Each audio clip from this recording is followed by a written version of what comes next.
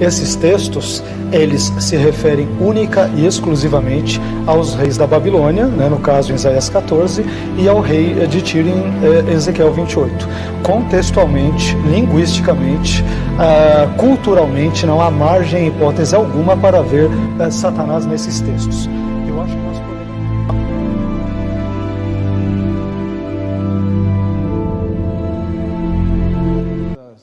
das razões que o senhor tem para achar que os textos não se referem ao diabo. Ok. Heber, eu entendo que os textos, primeiro, clara e categoricamente, se referem a dois reis humanos, reis da Babilônia, respectivamente reis de Tiro.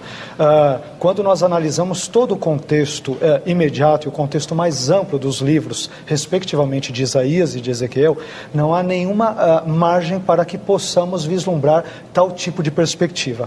A meu ver, esse tipo de interpretação teológica que vê Satanás nos textos de Isaías 14 e Ezequiel 28 não é baseado numa exegese histórico-crítica consistente do texto bíblico. Tal tipo de interpretação é baseada na tradição da história da igreja e também baseada em alguns textos apócrifos e pseudepígrafos que ajudam a montar esse tipo de visão. Então, quando nós lemos a Bíblia sem estarmos previamente com esse tipo de pensamento de que Satanás poderia estar presente nesses textos, dificilmente nós veríamos. Um conhecimento um pouquinho mais aprofundado do elemento contextual, cultural e linguístico faz cair por terra facilmente a ideia de que Satanás hipoteticamente estaria presente nesses textos. Ele não está de forma alguma. Mas aí o irmão, só adiantando a pergunta que não Sim. quer calar, né? Sim. O irmão reconhece que ficamos praticamente sem nenhuma informação sobre a origem de Satanás? Reconheço perfeitamente. Haveria apenas talvez um único texto em 1 Timóteo capítulo 3, verso 6, onde ali falaria sobre a questão da arrogância, como um elemento que teria causado a queda de Satanás, isso indiretamente, né? Então eu reconheço isso. Agora, quem é que disse que nós temos que necessariamente ter na Bíblia um texto ou alguns textos que obrigatoriamente tenham que falar sobre a queda original de Satanás? Repito, esse tipo de conceito teológico, ele não aparece na Bíblia. Ele vem da tradição da história judaico-cristã, vem de alguns equívocos interpretativos que, infelizmente, ao serem repetidos ao longo da história, acabaram adquirindo status de verdade canônica. E não é verdade, porque Satanás, em hipótese alguma, está presente nesses textos. O senhor insiste em hipótese alguma? Em hipótese alguma. De jeito nenhum? De forma alguma. Olha, essa é uma interpretação alegórica, é uma interpretação espiritualizada do texto. Ao longo do nosso debate, eu buscarei especificar com mais detalhes o que eu quero dizer. Todas as interpretações alegóricas ou figuradas do texto bíblico estão erradas? Todas não. Então? Não, mas aí nós estamos falando de Isaías 14 e de Ezequiel 28. Tudo bem. Isaías 14, versos 12 a 15 e Ezequiel 28, versos 11 a 19, tem uma série de elementos que são retratados de forma irônica, hiperbólica e assim por diante.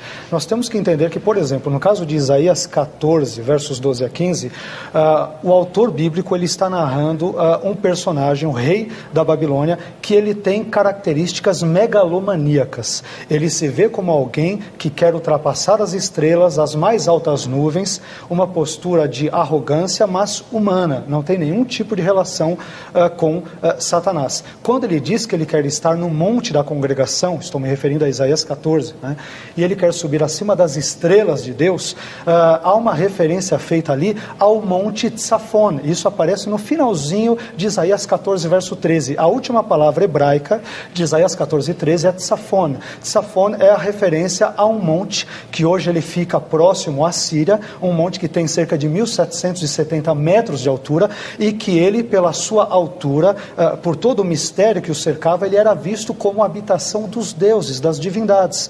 Então, o rei babilônico, ele ali se vê como uma divindade, uma pseudo-divindade que quer estar acima de todo o panteão de divindades no contexto babilônico. Aliás, cabe ressaltar aqui também que quando falamos de Babilônia, A Babilônia era uma nação conhecida em todo o Antigo Oriente Médio que se preocupava muito com essas questões astrológicas.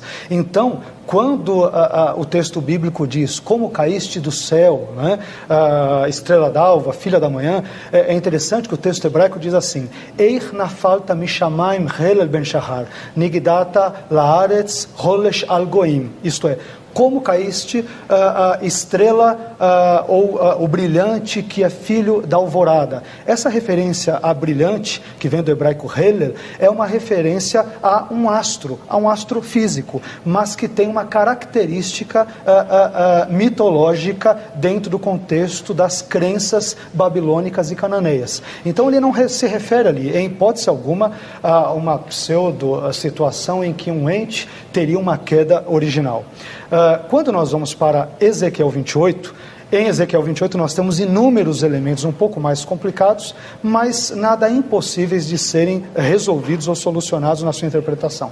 Quando em Ezequiel 28 o texto se refere a ele como querubim, a palavra querubim no contexto todo do livro de Ezequiel, ela tem outra conotação que não se refere necessariamente a um ser angelical. Quando nós vemos textos como Ezequiel capítulo 10, Ezequiel capítulo 41, Ezequiel 28 também, nós vemos que o querubim, no contexto do Antigo Oriente Médio, no contexto medo-persa, no contexto assírio, no contexto também ali de Tiro, por exemplo, no contexto de Ezequiel 28, se refere querubim com figuras híbridas, seres que misturavam rostos de homens, corpo de leões, asas de águias, e que eram vistos muitas vezes, os reis eram retratados muitas vezes dessas formas, e eram vistos como os guardiães da cidade. Então, quando o texto, no caso de Ezequiel 28, se refere ao rei de Tiro como um querubim, é num tom irônico, num tom sarcástico, e inclusive isso é dito num tom de lamentação. Se você ver o texto de Ezequiel 28:12, Deus ordena ao profeta Ezequiel que levante diante do rei de Tiro uma lamentação. O que é uma lamentação? A lamentação em hebraico vem da palavra kiná. Kiná é um cântico fúnebre, um cântico entoado quando uma pessoa está morta. Quando nós vamos para o decorrer de Ezequiel 28, mais precisamente em Ezequiel 28:16, o texto ali fala sobre a morte do rei de Tiro. Ele perece entre as pedras afogueadas, citadas aqui. Pedras afogueadas não tem nenhuma relação a um contexto celestial. A palavra hebraica avne, esh, pedras de fogo, ela é muito bem explicada à luz da história da conquista de Tiro por meio do rei Nabucodonosor, relatado inclusive no contexto de Ezequiel no capítulo 26. Nos diz a história, Heber e aos telespectadores, que Nabucodonosor, quando ele foi conquistar a cidade de Tiro, conquista esta que demorou mais ou menos o cerca de 13 anos, ele fez uma coisa muito interessante na hora de destruir a cidade. Nos diz a história que ele destruiu as casas, nos diz a história que ele destruiu muitas pessoas, as matou, mas ele faz uma coisa interessante. Ele manda queimar a terra, queimar todo o chão da cidade de Tiro, a fim de que ela se tornasse improdutiva. Então, quando eu penso em pedras de fogo, isso parece ser uma referência à luz da história, ao fato de Tiro ter sido incendiada. E isso implicaria na morte do rei de Tiro, que não sabemos se é Etbal II ou Etbal III, que teria morrido num contexto que envolveria um incêndio da cidade. Então, não há nenhuma referência. Outro detalhe curioso que foi citado, quando há uma referência ao Jardim do Éden, é interessante nós vemos que Tiro tinha relações comerciais com Éden. Se nós lermos o capítulo anterior, é só ler o contexto de Ezequiel.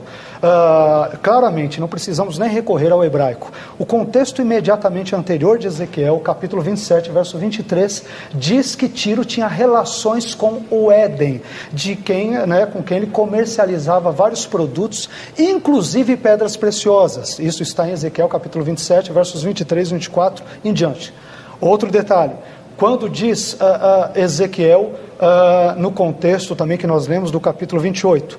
Toda pedra preciosa era a tua cobertura, e nós vamos depois para o capítulo 27, o capítulo anterior, no mínimo 6 pedras preciosas são citadas ali, que eram resultado das relações comerciais marítimas entre Tiro e o rei de Tiro e as cidades circunvizinhas. Portanto, era comum no contexto do Antigo Oriente Médio, reis usarem turbantes engastados com pedras preciosas, vestes, indumentárias com pedras preciosas, de modo que não há nenhum tipo de referência mística, celestial, angelical a um hipotético ser que seria Satanás nesse texto. Infelizmente, não tenho muito tempo para falar mais coisas, mas há muitos outros detalhes que não se referem a Satanás.